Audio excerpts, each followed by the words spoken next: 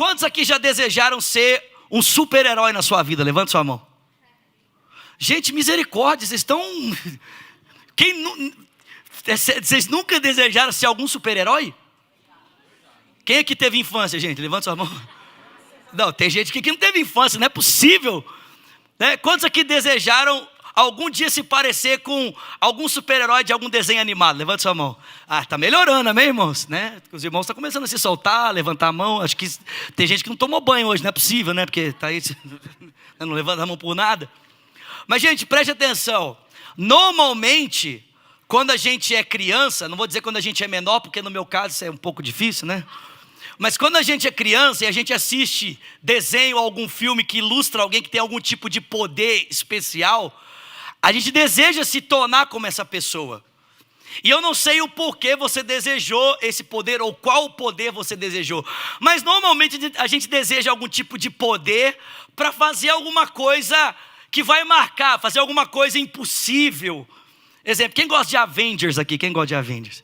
Né? O pessoal quer ser, né? Tem alguns irmãos que querem se parecer na aparência do Thor, né? Tipo assim, tudo que eu queria era me parecer com o Thor na aparência. Nem precisava do poder dele, não, só a aparência já ajudava. Ia resolver meu problema de solteirice, aleluia, glória a Deus. Mas existem algumas pessoas que olham para aquilo e pensam, cara, se eu tivesse essa capacidade, se eu tivesse esse poder, poderia mudar muitas coisas na minha vida, ou talvez nem precisava ter o poder, só ter a conta do Tony Stark, amém? Glória a Deus. Ser um milionário como ele. Mas, gente, eu estou dizendo isso para você por quê? Porque nós estamos lendo um texto, nós acabamos de ler um texto que descreve Jesus em um momento ímpar da sua vida. E que momento é esse? Ele acabou de vencer a morte, ressuscitar de dentre os mortos, e agora ele possui um corpo humano, mas já não mais com as propriedades que aquele corpo antigo possuía. Ou seja, o corpo que Jesus tem agora não pode mais voltar à morte. Você consegue entender por que a Bíblia diz que ele foi o primeiro a ressuscitar dos mortos? É óbvio que Jesus não foi a primeira pessoa a ressuscitar, ele já tinha até ressuscitado outras pessoas antes, amém, queridos? Mas ele é o primeiro homem a voltar da morte para nunca mais voltar a morrer. Exemplo, em João 11 ele ressuscitou Lázaro, amém, irmãos? Mas o Lázaro depois morreu. Só que, irmãos, Jesus tem um corpo agora que não importa o que seja feito a esse corpo, ele nunca mais vai voltar a morrer. O corpo dele foi revestido de glória. Alguém pode dar uma glória a Deus por isso? E esse corpo glorificado, ele é muito interessante. Aliás, é muito importante você saber disso, por quê? Porque, irmãos, na aparição do Senhor, de acordo com 1 João capítulo 3 e Paulo em Romanos capítulo 8, nós teremos um corpo como o corpo dele. Amém, irmãos? Que não vai ser um corpo diferente, mas será um corpo diferente. Como é que é isso? Paulo diz, é como uma semente e uma árvore. A árvore, em um certo sentido, não tem nada a ver com a semente, mas em outro sentido, tem tudo a ver. Assim vai ser o corpo glorificado. Esse nosso corpo será revestido de imortalidade. Algumas pessoas ficaram tristes, falam assim, pastor, eu achei que Deus ia me dar um outro corpo, pastor. A banha ia sair, aleluia. Não, vai ser esse corpo, só que vestido de glória, amém, queridos? E o texto bíblico diz que esse corpo glorificado de Jesus tem algumas propriedades muito interessantes. Exemplo, ele está num diálogo com os discípulos no caminho de Emaús, e de repente, quando os discípulos percebem que Jesus, pelo coração aquecido, ele desaparece. E os discípulos ficam ali olhando um para o outro, dizendo, nós sabíamos que era ele. Mas o fato é que agora Jesus não estava mais visível aos olhos. Talvez, não é que ele não estivesse mais ali, mas talvez não estivesse mais na dimensão em que os olhos pudessem enxergar. Mas não apenas isso, o texto bíblico diz que os discípulos, após a ressurreição, estavam de portas trancadas, com medo dos judeus, e de repente, Jesus cruza uma parede, se põe no meio deles e diz, paz seja com você. Irmãos, como é que alguém consegue ter paz depois disso? Imagina, você está em casa, tendo almoço com a sua família, de repente, um homem cruza a parede e diz: paz seja com vocês, sai daqui. Mas o fato é que aquela presença trazia paz, amém, irmãos? E para melhorar, a Bíblia diz que eles estavam no alto do Monte das Oliveiras, ouvindo o último sermão de Jesus. E quando Jesus terminou de pregar aquelas últimas palavras, a Bíblia diz que ele foi levantado aos céus e começou a voar, tipo Superman, para o alto e avante. E a Bíblia diz que uma nuvem o encobriu, e então ele desapareceu à vista deles. Irmãos, você pode dar glória a Deus por isso? Isso são as propriedades do corpo glorificado. Eu não posso garantir que todos nós teremos essas propriedades, porque eu não sei dizer para você se isso é propriedades do corpo glorificado de Jesus, porque era apenas o corpo glorificado, ou se era propriedades de um ser divino no corpo glorificado. Vocês estão me entendendo? Eu não sei dizer isso. Mas fato é que todos nós teremos um corpo que nunca mais vai voltar a morrer. E aí, irmãos, eu acho interessante, porque nós estamos vendo Jesus talvez no seu melhor momento, vamos dizer assim, no seu momento do upgrade. Agora ele está vestido de glória, não há mais o que possa matá-lo, não há nada mais que possa feri-lo. Ele tem todas essas propriedades que eu acabei de descrever para você, e a pergunta é: o que é que Jesus vai fazer agora nesse corpo? O que é que Jesus, após ressuscitar dos mortos, nesse corpo de glória, decidiu fazer nesse corpo? Irmãos, talvez nós teríamos decidido fazer muitas coisas, mas sabe o que Jesus decidiu fazer? Ele decidiu ir atrás dos seus amigos. Jesus num corpo de glória, Jesus num corpo glorificado, decidiu se encontrar com aquelas pessoas que haviam passado grande parte da vida dele ao lado dele. Ele foi atrás dos seus amigos. Irmãos, eu quero desafiar você nessa noite, pelo Espírito e pela palavra, a como Jesus amadurecer no processo das suas relações, para que, meu irmão, mesmo quando talvez você chegar no ápice da sua vida, você possa chegar junto com as pessoas que caminharam com você durante toda a sua história. Porque, irmãos, vamos ser sinceros, mais importante do que chegar nesse lugar é chegar junto e não sozinho. Que graça tem você chegar no melhor momento da sua história, olhar para o seu lado e perceber que não há ninguém com quem você possa compartilhar toda essa graça que você recebeu. Jesus foi atrás dos seus amigos. Eu não sei se você percebeu, mas o texto que nós acabamos de ler falam de encontros com pessoas. Jesus marcou encontros. Let's hang out. Vamos nos encontrar. Eu preciso ver você. Eu estou num corpo de glória, eu estou num corpo que não pode mais morrer, e tudo que eu anseio agora é ter um tempo de comunhão com você. Amém, irmãos? O texto diz aqui para mim e para você que, em primeiro lugar, Jesus se encontrou com Pedro. Diga comigo, Pedro. Abra um outro texto comigo, por favor. Lucas capítulo 22. Lucas 22.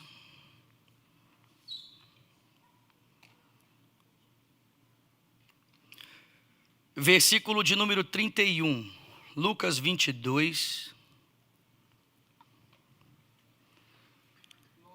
Verso 31, obrigado. Pelo menos um, glória a Deus, né? Pelo menos um, aleluia.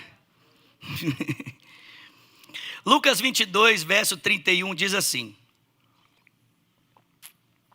Simão, Simão, Satanás pediu vocês para peneirá-los como um trigo, mas eu orei por você, para que a sua fé não se desfaleça. E quando você se converter, fortaleça os seus irmãos. Mas Pedro respondeu: eu estou pronto para ir com você para a prisão e até a morte. Jesus respondeu: eu te digo, Pedro, antes que o galo cante hoje, você me negará 3 vezes. Irmãos, o encontro de Jesus com Pedro não é apenas o encontro de Jesus com Pedro. O encontro de Jesus com Pedro é o encontro de Jesus com aquele que o traiu. Jesus, num corpo glorificado, no upgrade, no seu melhor momento, vamos colocar assim, decidiu se encontrar com uma pessoa. Que pessoa? Pedro. E de que forma Pedro marcou a trajetória do Senhor nos seus últimos dias? Bom, Pedro marcou a trajetória do Senhor nos seus últimos dias com uma traição. E você deve se lembrar da história. Alguns versículos aqui à frente, nós não vamos ler para ganharmos tempo. O versículo 54 a 62, você pode marcar e ler na sua casa. A Bíblia diz que Jesus estava ali no Sinédrio Judaico sendo julgado. O local do julgamento estava preparado. De madrugada, Pedro havia conseguido entrar e de longe assistir o julgamento do Senhor. E a Bíblia diz que quando a sentença de morte a respeito de Jesus foi proferida, o Pedro buscou um lugar junto à fogueira e ali buscava se aquecer do frio. E naquela fogueira, naquela luz, uma mulher olhou para Pedro e disse: você é um deles. Você é um deles. E aí a Bíblia diz que o Pedro olhou para a mulher e disse: não tem nada a ver com isso, e ó. Depois uma outra pessoa o reconheceu e ainda uma outra pessoa, e ele nega Jesus por 3 vezes. A Bíblia diz que ao negar pela 3ª vez o galo canta. E irmãos, nas palavras de Lucas, nesse momento o olhar de Jesus se cruzou com o olhar de Pedro. Sabe quando você é criança, você faz alguma coisa errada e de repente você vira para trás do seu pai, está bem ali olhando para você? Quem sabe o que eu estou falando? O olhar de Pedro se cruzou com o olhar de Jesus. Irmãos, preste atenção. A Bíblia diz que Pedro saiu daquele lugar tomado por tristeza. Irmãos, preste atenção.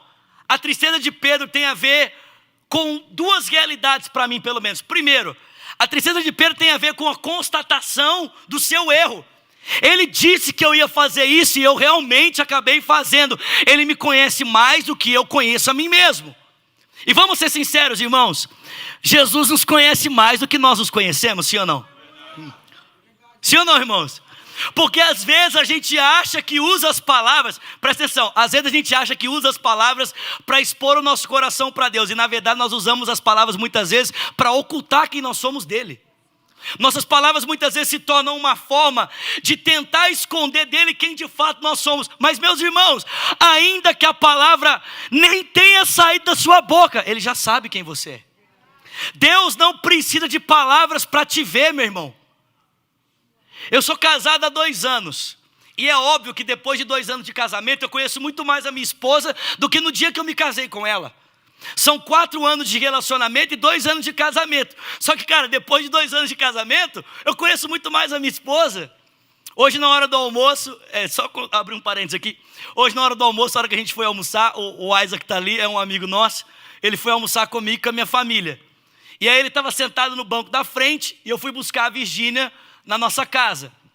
E aí, quando eu falei para ele: cara, pode ficar aí que a Virgínia vai querer sentar atrás, eu já conheço a minha esposa.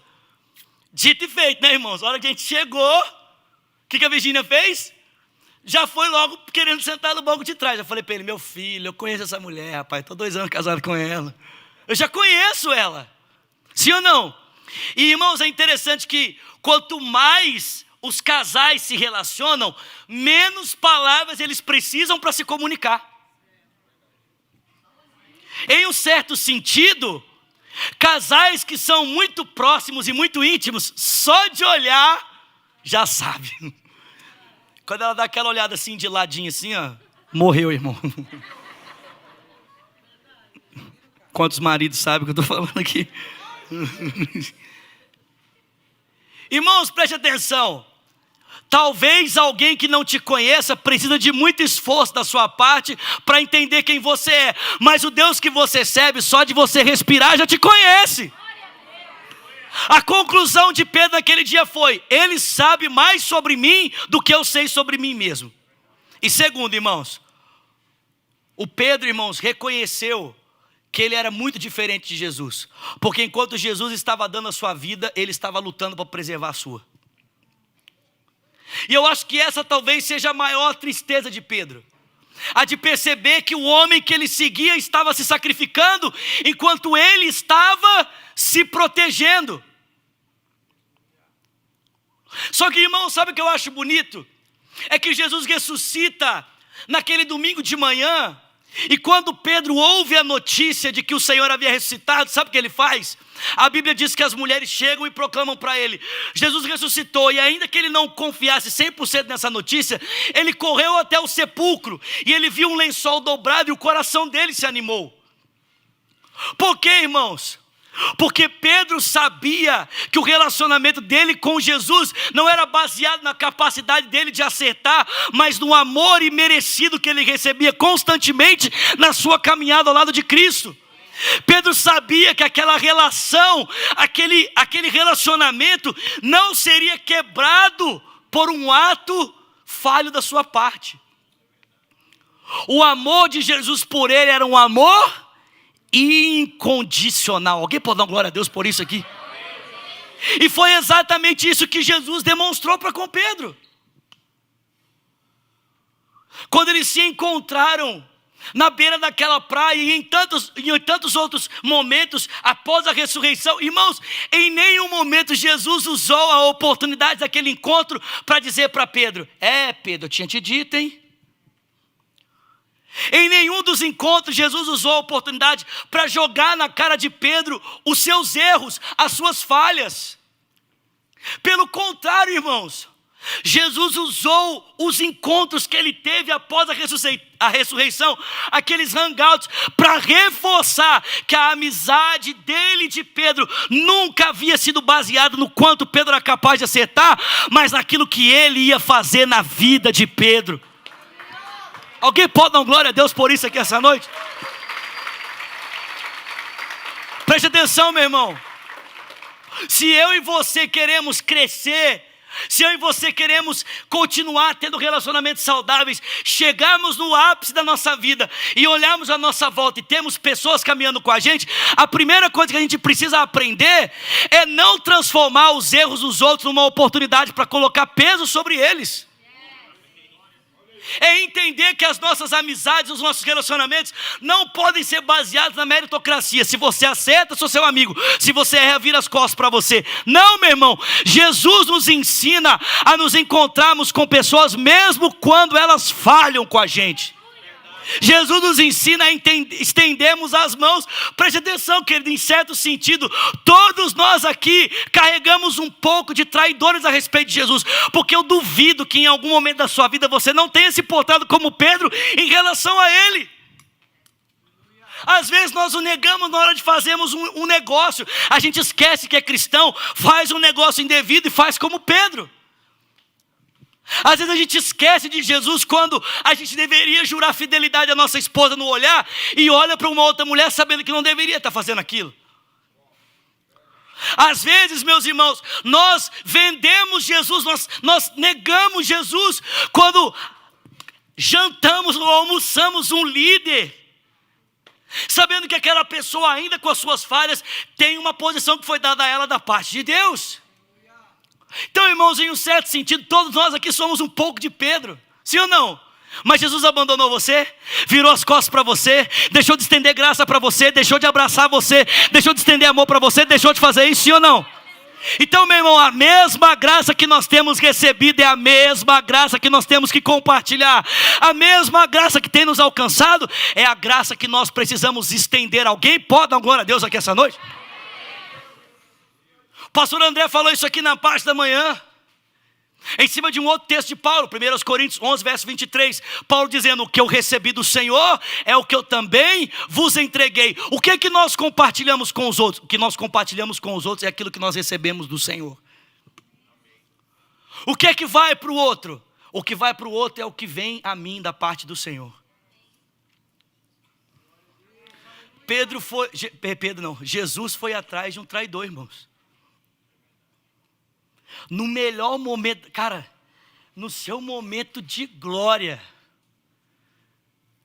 Jesus apareceu para Pedro e disse: Pedro, eu ainda considero você mais importante para mim do que as coisas que você fez. Só que, irmãos, Jesus não apareceu apenas para Pedro. O texto diz que ele primeiro aparece a Pedro e depois ele aparece aos 12. Tem alguém comigo aqui? Glória a Deus. Abra aí comigo em Lucas 22, por favor. Versículo 39.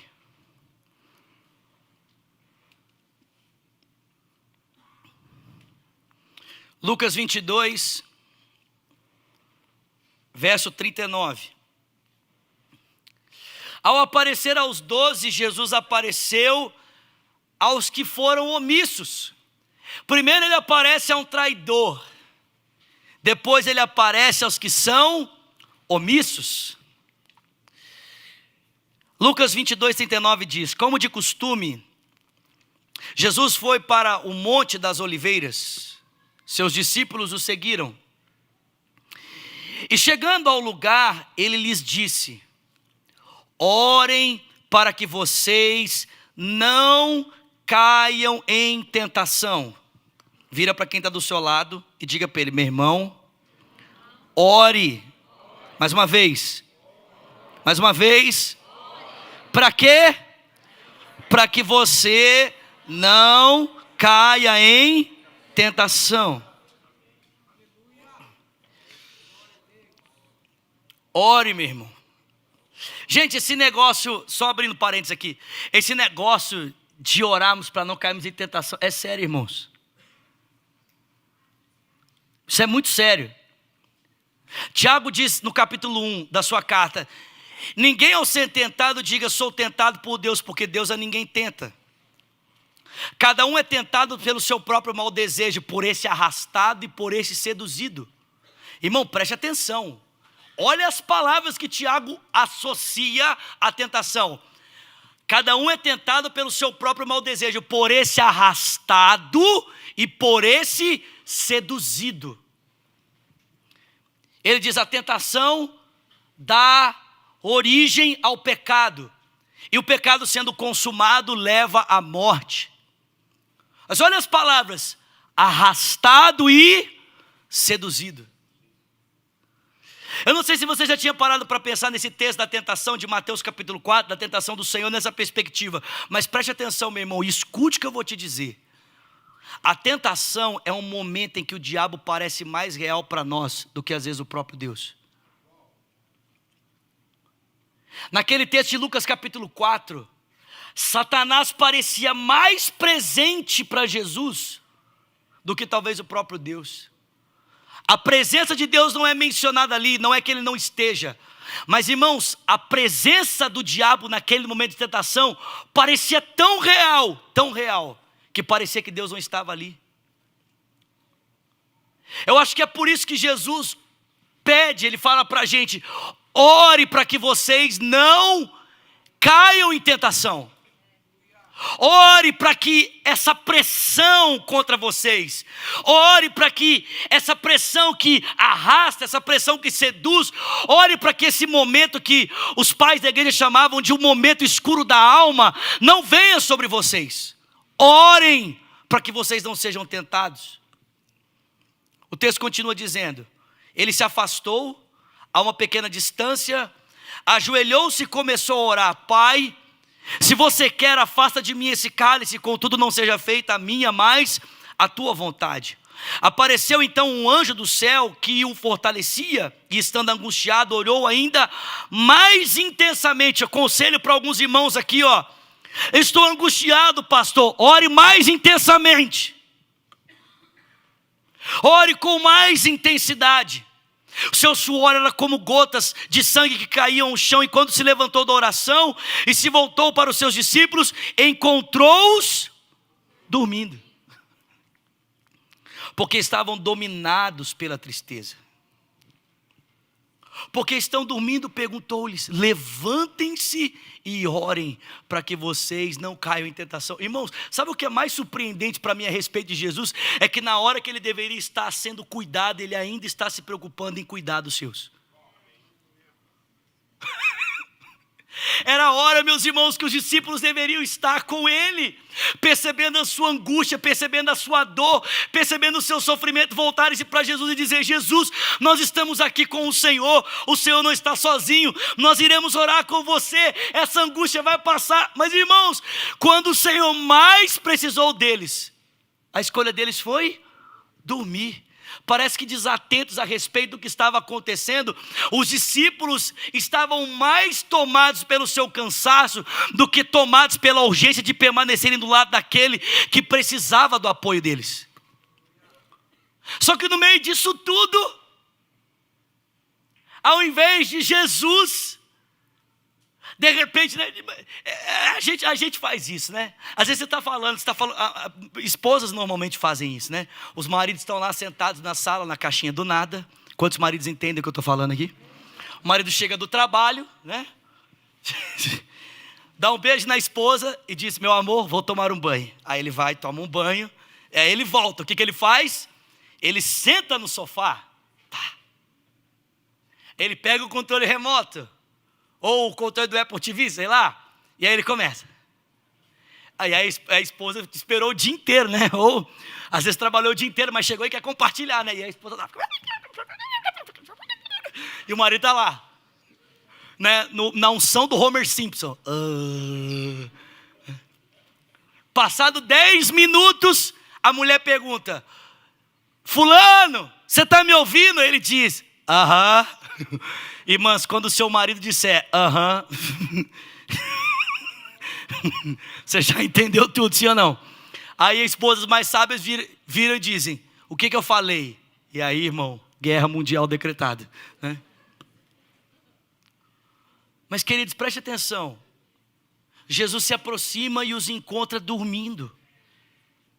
Sabe, irmãos, Jesus poderia ter falado assim: cara, é brincadeira, será que vocês não conseguem entender? Hoje é uma noite singular. Será que vocês não percebem? Durante 3 anos a rotina do nosso ministério era completamente diferente, mas hoje nós estamos tendo um tempo diferente, é uma noite diferente. Algo muito importante vai acontecer, eu preciso de vocês. Irmãos, ao invés de Jesus se aproximar e fazer isso, sabe o que ele fez? Ele se aproximou para cuidar deles. Falou assim: cara, levanta, vocês precisam orar, o que vai acontecer é muito sério. Seria mais ou menos que uma esposa, ao dizer para o marido: você está me ouvindo? E o marido diz: eu estou te ouvindo. E ela sabe que ele não está ouvindo. Ao invés de ela pegar e vir com um tacape de beisebol e acabar com ele, vir com uma panela de água quente para lavar os pés dele. Os maridos gostaram, né? Irmãs, já vou mudar de lado, amém?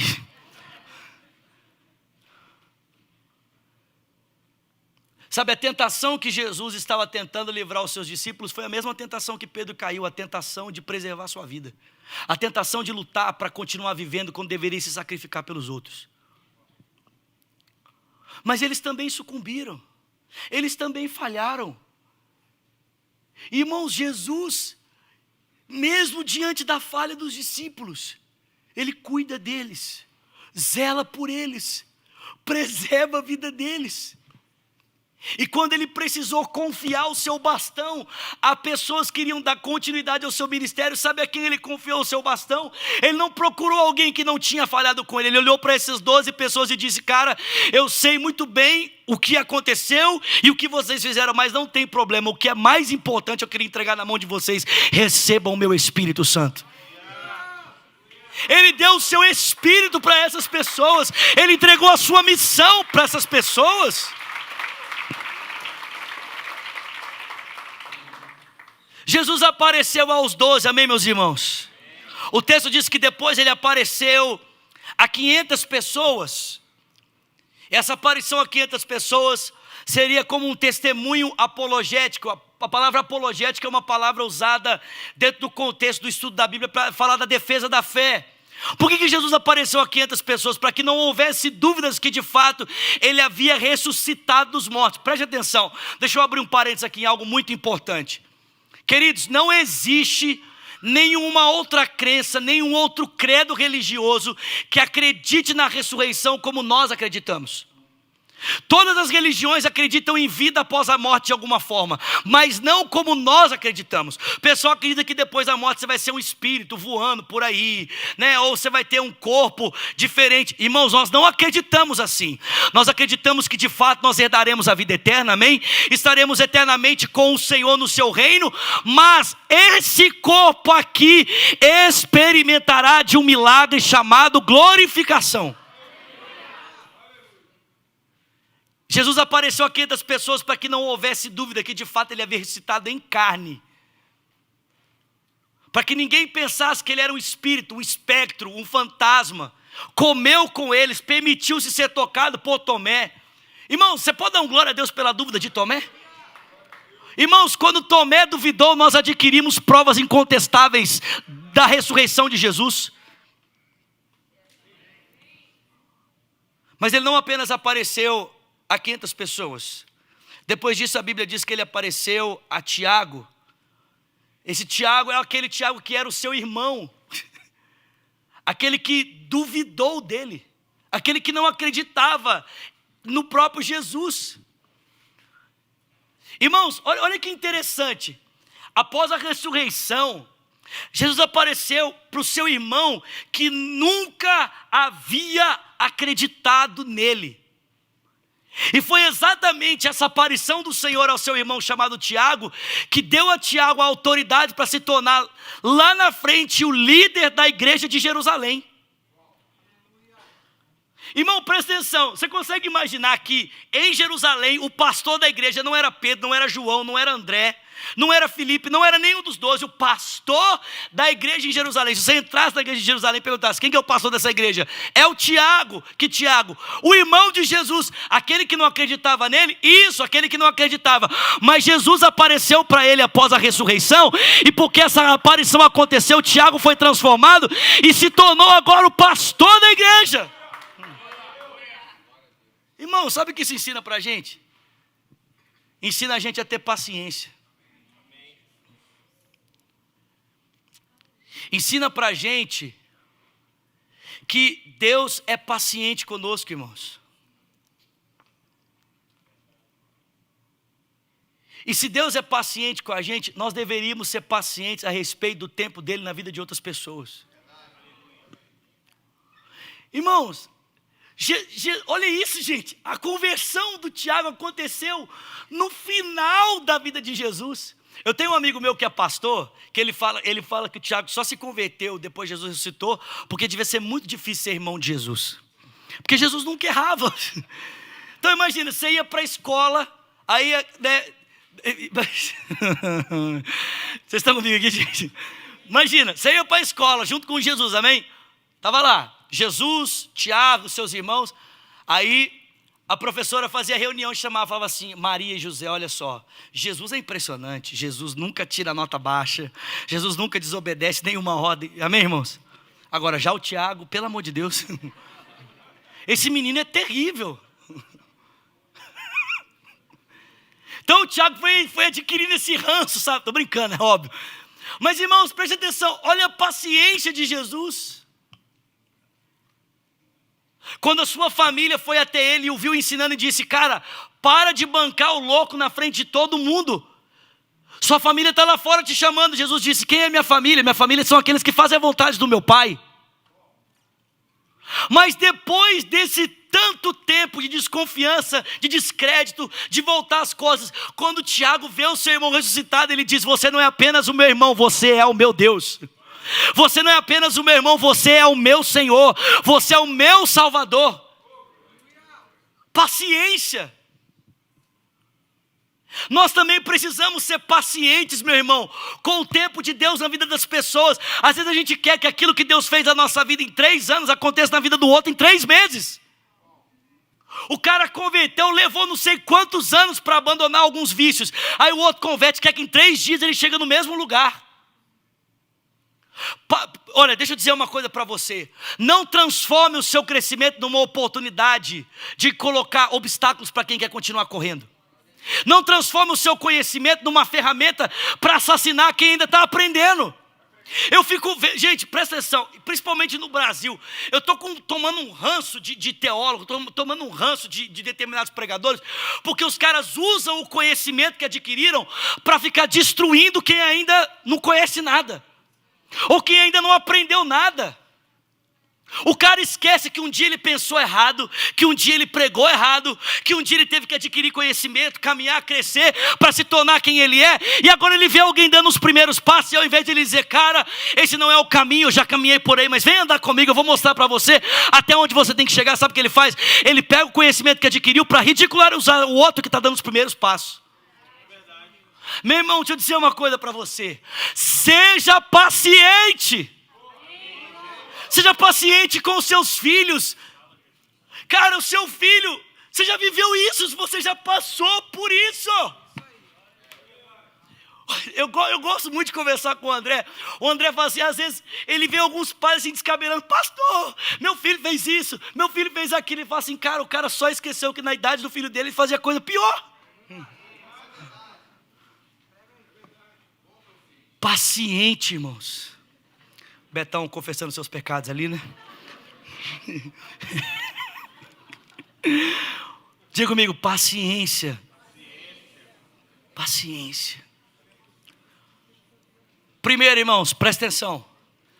Primeiro, Jesus se encontrou com o traidor. Segundo, se encontrou com gente omissa.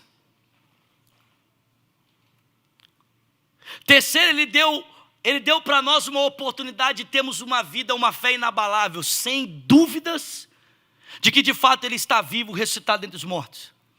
Quarto, apareceu para o seu irmão, para o incrédulo. E por último, Paulo diz lá no texto de 1 Coríntios, apareceu para mim, apareceu para o inimigo, para um perseguidor. Irmãos, cara, Jesus é demais, irmãos. Gente, Jesus foi atrás do Paulo. Tem um dos textos que a gente lê muito errado hoje. A gente lê o Salmo 23 às vezes muito errado. O Salmo 23 fala assim nos últimos versos: preparas para mim uma mesa na presença dos meus inimigos, unges a minha cabeça com óleo e faz o meu cálice transbordar. E a gente acha que Deus está preparando uma mesa para a gente, para tipo assim, é isso aí meu filho, humilha os seus inimigos. Irmão, você vê esse caráter no seu Deus? Então por que você acha que Ele vai fazer isso por você ou em você? Querido, a gente só esquece que o judeu nunca senta na mesa com o inimigo. O judeu, quando ele senta na mesa, ele só senta na mesa com quem é amigo. Então a unção não é para envergonhar não, querido. A unção é para te capacitar a transformar quem é seu inimigo no seu amigo. A unção não é para você envergonhar o outro, é para você ter graça o suficiente para conseguir olhar na cara de quem te perseguiu e dizer para essa pessoa: cara, eu preparei essa refeição, Deus preparou essa refeição só para a gente dar um jeito de transformar isso numa inimizade, numa amizade duradoura. Jesus foi atrás do Paulo. Apareceu para o Paulo na estrada em Damasco e disse para ele: Saulo, Saulo, por que você está me perseguindo? Saulo, por que você me persegue, Saulo? Dura coisa é para você lutar contra os meus aguilhões. Acho que aqui todo mundo sabe que o aguilhão era um instrumento usado para amansar cavalo bravo. Paulo era como uma besta indomável. Aí você pode perguntar: Vinícius, quando é que Jesus usava essa ferramenta para tentar amansar o coração de Paulo? Todas as vezes que Paulo torturava um cristão ou matava um cristão, ele permanecia fiel no seu testemunho. Jesus usava esse testemunho, usava essa vida da pessoa para ferir o coração de Paulo. Mas ele estava lutando, ele estava resistindo, se mostrando intransigente à graça de Deus. E aí Jesus apareceu para ele e disse: Paulo, não tem chance para você, cara. Eu te amo. Te escolhi para mim. Eu tenho um propósito para a sua vida. Você está lutando contra uma pessoa ou contra um amor que é invencível. Olha o que o Paulo diz: eu nem merecia esse encontro, porque eu persegui a igreja de Deus. Eu matei pessoas, eu torturei pessoas. Se você assistiu aquele filme Paulo, Apóstolo de Jesus Cristo, eu gosto muito de uma interpretação que esse filme traz, de Paulo ali na sua cela, e sendo visitado à noite pelos pensamentos, as imagens das pessoas que ele havia torturado, e como Satanás usava isso. O autor do filme, né, o diretor, interpreta o espinho na carne de Paulo, como essas lembranças constantes que vinham à mente dele das pessoas que ele torturou, das pessoas que ele matou, como se Satanás estivesse constantemente dizendo para ele: Paulo, você não merece. E ele diz: de fato eu não mereço, mas é pela graça de Deus que eu sou o que sou, e essa graça não foi inútil para comigo. Ei! É pela graça de Deus que eu sou o que eu sou. Essa graça não foi inútil para comigo. Antes eu trabalhei mais do que todos os apóstolos, diz ele em Coríntios, mas não eu, mas a graça de Deus em mim. Apareceu para o inimigo, irmãos. Essa é a graça de Deus. A graça de Deus transforma até quem nos resiste em gente que vai trabalhar e cooperar do nosso lado. Amém. Traidores, omissos, incrédulos e inimigos. Esses foram os encontros de Jesus depois da ressurreição. Eu pergunto para você mais uma vez essa noite: se você tivesse tido a oportunidade de passar pela mesma experiência de Jesus, o que você faria depois de ressuscitar dos mortos? Se você hoje ressuscitasse num corpo glorificado, com as mesmas propriedades do corpo de Cristo, o que você faria? Tem gente que diz assim: ah, pastor, eu ia mudar o mundo. Ah, pastor, eu ia fazer isso, eu ia fazer aquilo. Eu digo para você, sabe o que Jesus fez? Jesus foi atrás dos seus amigos. Eu pergunto para você essa noite: onde estão os seus amigos?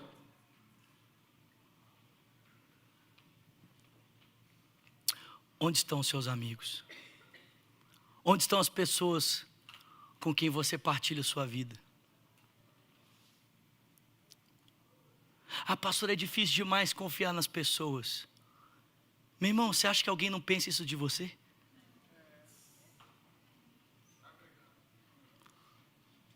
Sabe, nós ficamos dando desculpas para evitarmos o sofrimento dos relacionamentos. C.S. Lewis tem uma frase, eu vou dizer isso, eu vou terminar. C.S. Lewis fala assim: proteja o seu coração, guarde ele mesmo.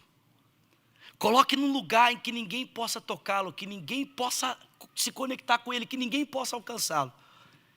E ele vai estar tão perto do inferno, tão perto da condenação, que de fato você não vai ter mais a liberdade de desfrutar de relacionamentos. Irmão, o isolamento de pessoas é o lugar mais perto da condenação que eu e você podemos experimentar. Deus não nos fez para ficarmos sozinhos. Deus nos fez para nos relacionarmos com pessoas. E às vezes isso implica em ir atrás de traidores. Às vezes isso implica em ir atrás de gente omissa. Às vezes isso implica em ir atrás de incrédulos. E até atrás de inimigos. Por causa da graça de Deus. Você pode ficar de pé no seu lugar?